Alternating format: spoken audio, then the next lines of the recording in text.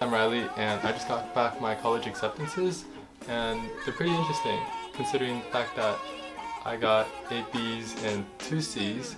I got UC Berkeley and USC as my top schools, and then I got waitlisted at NYU Stern. So I'm making this video so that I could show you guys what I did to get into these schools. Berkeley for College of Letters and Sciences for biology, and I wanted to intend in doing biology plus business. And then for USC, I got it for the School of Martial Business School, and then also with the pre-med emphasis. We were somewhere between Bakersfield and Fresno when the plights of boredom began to take hold. Coming home from Sacramento for an FBLA competition, I began scrolling through Instagram where I was bombarded with ads for Grey's Anatomy and Stranger Things, shows that I've probably seen 100 times. Yet, as I was beginning another episode, my lunatic teammate Derek insisted, "Riley, new episode of Demon Slayer, come!" I replied, "You got it, boss."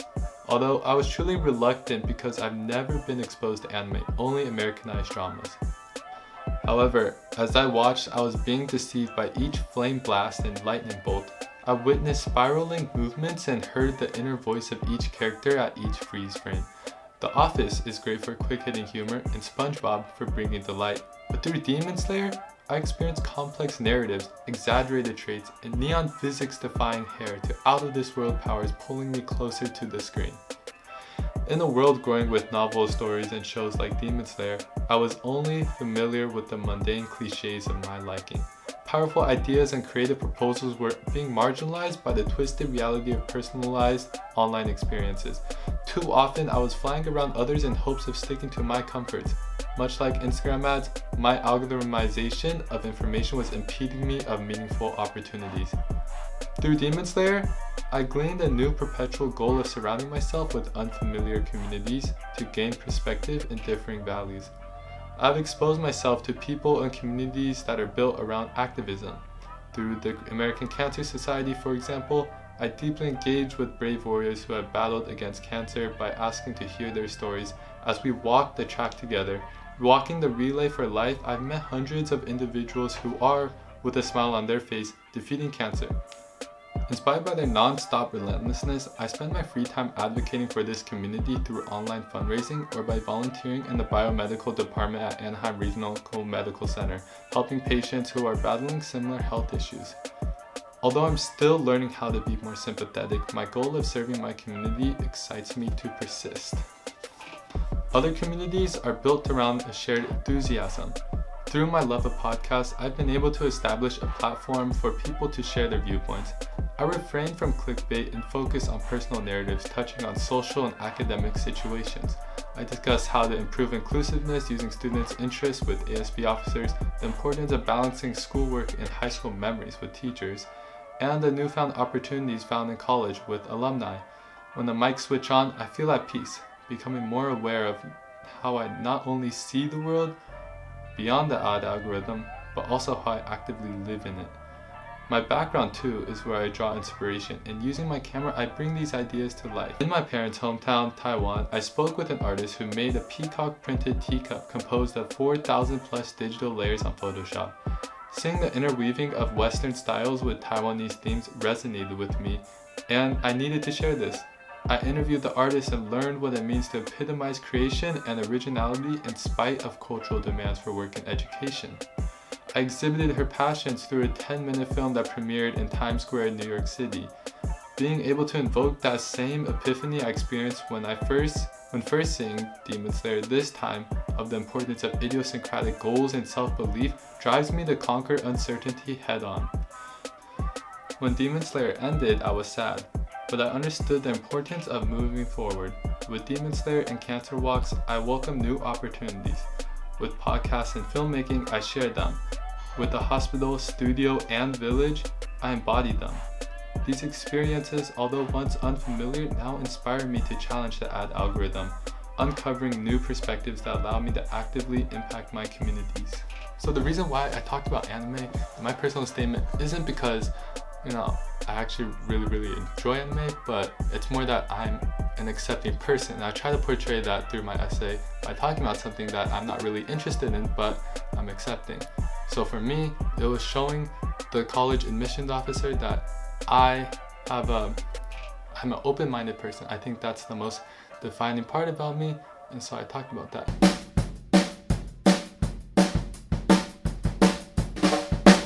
With a growing number of social groups arbitrarily sorting people, it becomes hard to be accepting of different cultures, ideas, and values. This tension comes as a result of group mentality and is often unnecessary. Embracing both one's own personality and identifying with others is key to moving forward. At the library, coffee shop, or park, I find peace with disputing different topics when recording. With nothing but the sound of my friends ardently sharing our personal perspectives on the problems and highlights we saw in school, I feel at peace knowing that my words will impact current and future high schoolers. As we publicize involvement with the outdoor classroom in our school's biology department, we shared our preferences with different learning environments. Then we digress to the psychology of different colors and how pink is used in Swiss prisons to promote relaxation and humiliation. Rather than relaxation, our school mimics a prison with little light, no windows, and tight spaces. Many students' learning is compromised. With newfound perspectives, I devoted time to digging the pond for the outdoor classroom. We promote voices that challenges the status quo. An alumni explained that he wasn't accepted into the school newspaper, so he started his own satirical paper that, while joked about the school, shed light on worldly problems from drug use to sleep deprivation. Hearing how he improved the school through his own means, we rejoice in our similar form of publication. Recording podcasts has taught me to question accepted knowledge. Being equipped with our own perspectives has provoked more questions to think about. Yet, even with more questions, I've learned to embrace uncertainty by taking actions. Moving forward, I actively look for ways to improve myself and my community, and I share it with the world. I spend most days making films, whether it be documentary or drama, because of my love for presenting ideas. But as founder of the 7 Period podcast, I've come to appreciate other perspectives and stories. Through studying business and producing impactful stories, I believe USC will allow me and my passions to thrive. While balancing my interests, I aim to pursue business administration. Here I'll feel at home constantly collaborating with like-minded people and sharing my ideas to those who aren't. Independently, I've created a documentary shown to hundreds. With the team, I've created the official promotional video for my school. In the largest marketplace, I will create my future through content for Walt Disney or productions for Mattel, gleaning ideas for my own ventures. Studying at Marshall, where students can more effectively work with and lead teams, interests me because in a world perpetually evolving, I try to harness the power of people and technology to improve my communities. Under experienced professors, I will foster my curiosity in business. Inspired by alumni like Tasha McCauley, I hope to manage at companies like GeoSlim Systems, then found my own business to contribute to our global society just like she has. My education isn't limited to classrooms. I will participate in the alternative break program where I can deeply understand the world's most concerning issues and how to battle them. With my second choice, biochemistry, I'll utilize my computational skills to continue researching environmentally friendly fuels and integrate them to USC. There are few, if any, places like USC where I'm able to explore my academic pursuits and integrate them into my community.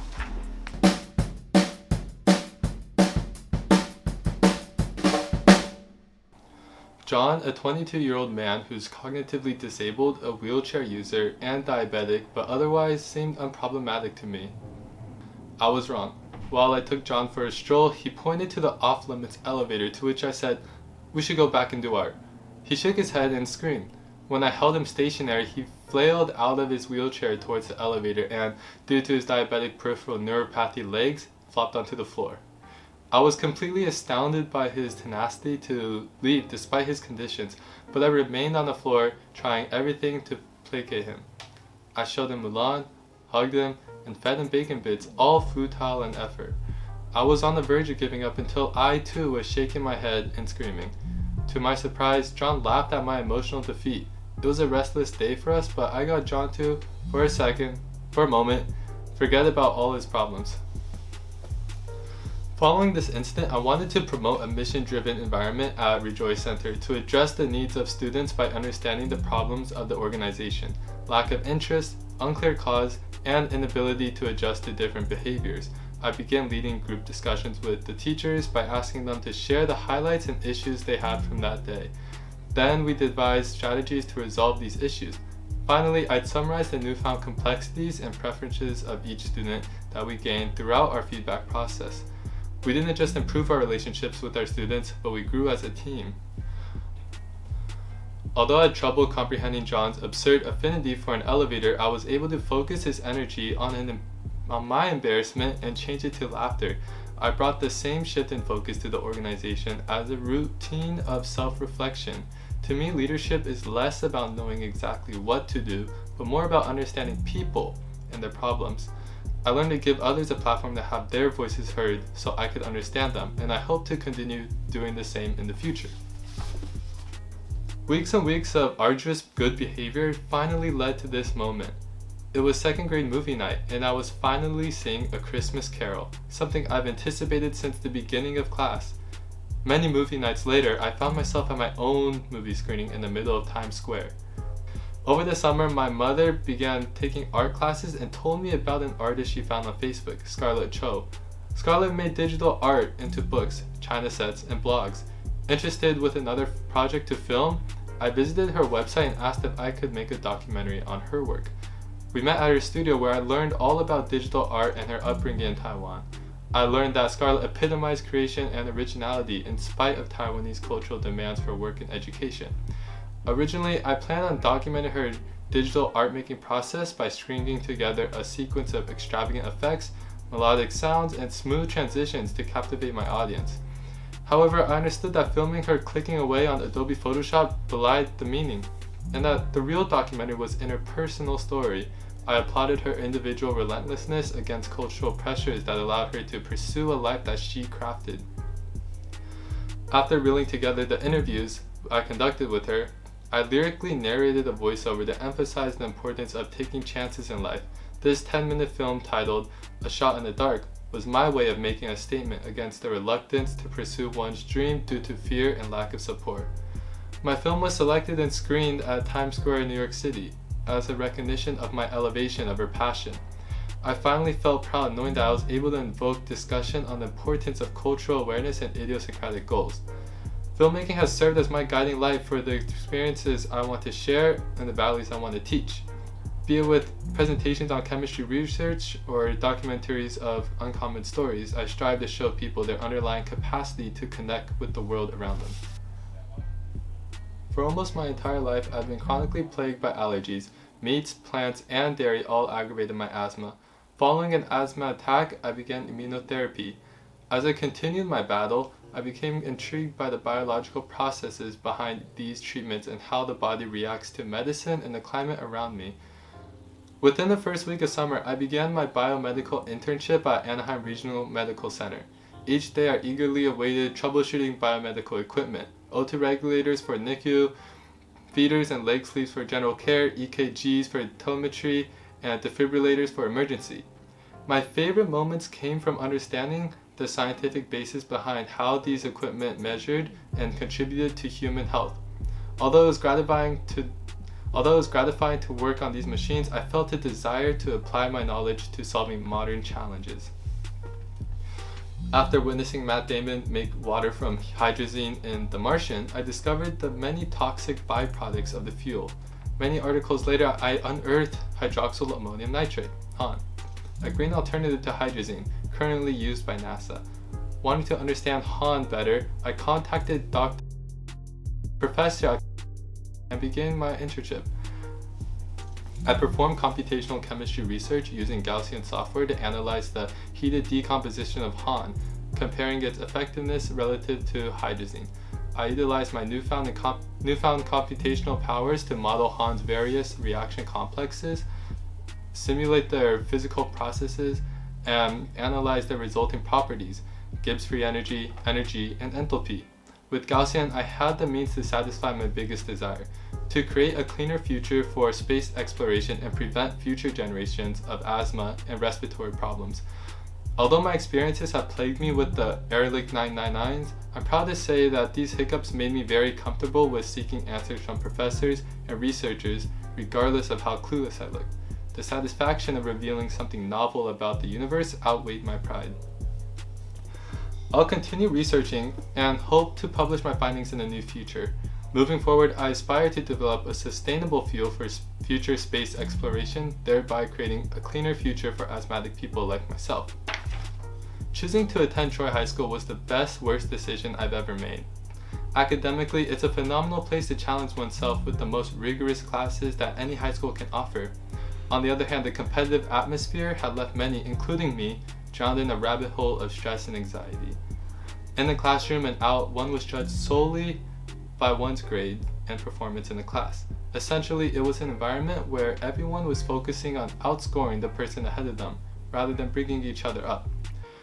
Recognizing that many people share the same feelings as me, I took the initiative to start a 7th period podcast on YouTube with 3 other classmates, sharing our personal perspectives on the problems we saw in school. Our professional amateur recordings are directed towards my high school and aim to show students that there was more to Troy than grades. I reached out to guests to speak on their Troy experiences. ASB officers shared how to improve inclusiveness, teachers emphasized the importance of relationships, and Troy alumni gave us much to look forward to in college. We've made 6 podcasts so far, averaging 40 minutes and 150 views. From the comment section to the classroom, I saw changes in the students' attitudes. More often, we saw each other as humans again. After receiving recognition from the school yearbook and announcements, I founded Media Club, dedicated to helping students start their own podcast. These students were empowered to open up and formulate opinions about whatever bothers or interests them. Though stress levels remain quite high throughout the school year, all of our current personal problems seemed to disappear when the mic switched on.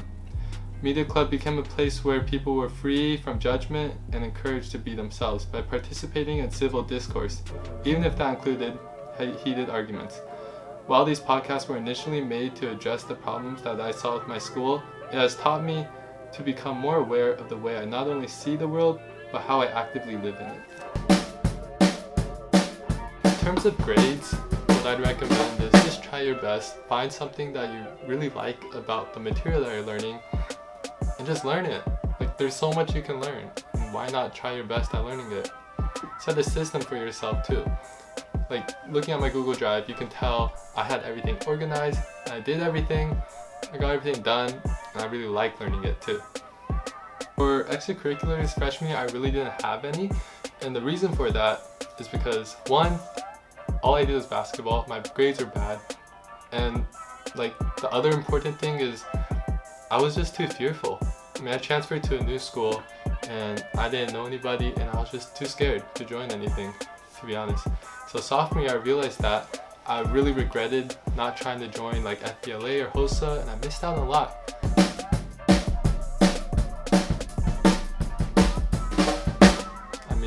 In the summer I found internships, and that's a really important thing. And I emailed them so many times. I had about 15 rejections in a row.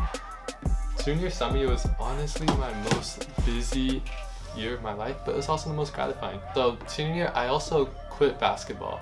Even though I was already on varsity, I was able to play, nothing was wrong with me. With my extra time, I filmed the promotional video for my school's tech program.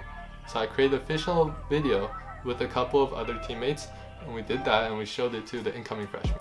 So yeah, my extracurriculars are all over the place. They don't correlate with my majors, but colleges don't really care about what you do as long as you're really passionate and show that through your essays. I think that's what really matters. It's more like you do this for a purpose, not for a greater purpose than just getting into college. So how do you get better at the SAT? Now, I'm just like a lot of you guys maybe. I was a 1300 kid at the beginning. I actually got 1250, 1380. The best way to actually improve at your SAT is to just do practice tests. And you do it through Khan Academy or any other online website. And the reason why I say to not go to an institution or a tutor is because you're not really going to improve unless you have self-motivation to improve yourself. When you're forced to do something, you're not going to give your 100%. But if you internalize it, and if you internally really want to improve, you're going to make yourself improve. And that's how I raised my 1380 to a 1510. And I super scored that, and it's a 1530, so that's what I did. After a practice test, it tells you what you need to improve on, right? And so after I went through all the 10 practice tests through Khan Academy, I actually just went back to each subject that I was bad at. So for reading, there was one day, the day before the test, I straight up did 10 reading passages just in a row. I kept doing it until I did well. Just all literary passages because I sucked at literary passages. The smartest guy in my school, he got perfect SAT, right? I watched the way he studied. He has a straight back, keeps everything still, and he keeps his neck straight up and kind of just looks down. Nothing moves except for his hand and his pencil. And it's really weird, but I copied him and I did really well for some reason. I don't know if that helps, but try it. Oh, also, you have to smile. Like, smiling helps you just kind of like the material better. And I don't know, I smiled the whole time. I think the proctor thought I was a little weird though. So, to recap, first thing I'd recommend for you is recognize what you want to achieve and then figure out a way how you're gonna get there. Like, everyone has big dreams. Everyone can like say they want to do this or do that, but they don't set the system. Set a system for yourself, for a strategy on how you're gonna get there, and do it. Actually do it, and record yourself and track your progress, right? And second, don't be fearful. Don't be scared. Reach out to people. You gotta ask people for internships and opportunities. Don't let other people tell you what to do. Do it from your heart. So hopefully that helped out a little bit, you guys. If you're here from TikTok, thank you for blowing up my video. This one is for you. Also, a side note, make sure to really enjoy your high school life. It goes by really fast. 4 years went by really fast for me, so take time to really stop and smell the roses.